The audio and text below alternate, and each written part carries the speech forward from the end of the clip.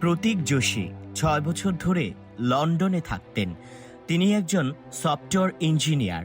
বহুদিন ধরে স্বপ্ন দেখতেন স্ত্রী আর ৩টি ছোট সন্তানকে নিয়ে লন্ডনে সুন্দর জীবন গড়বেন। তখন তার পরিবার ছিল ভারতে।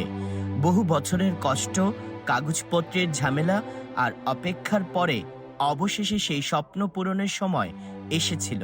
মাত্র ২ দিন আগে তার স্ত্রী ডাক্তার কৌমি ভারতে থাকা চাকরি ছেড়ে দেন। সব ব্যাগ গুছিয়ে ফেলা হয়, প্রিয়জনদের বিদায় জানানো হয়, নতুন জীবনের পথে যাত্রা প্রস্তুত।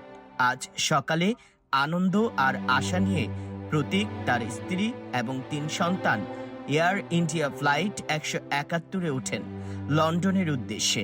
তারা একটি সেলফি তোলে, আত্মীয়দের পাঠায়। নতুন জীবনের শুরু, কিন্তু তারা আর পৌঁছাতে পারেনি। মাঝ আকাশে বিমানটি দুর্ঘটনায় পড়ে। ৫ জনের কেউই বেঁচে থাকেনি। মাত্র কয়েক সেকেন্ডে সব শেষ।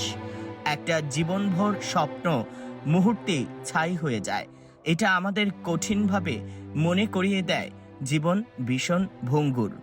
আমরা যা গড়ি, যাকে ভালোবাসি, সবই এক সুতোয় ঝুলে থাকে।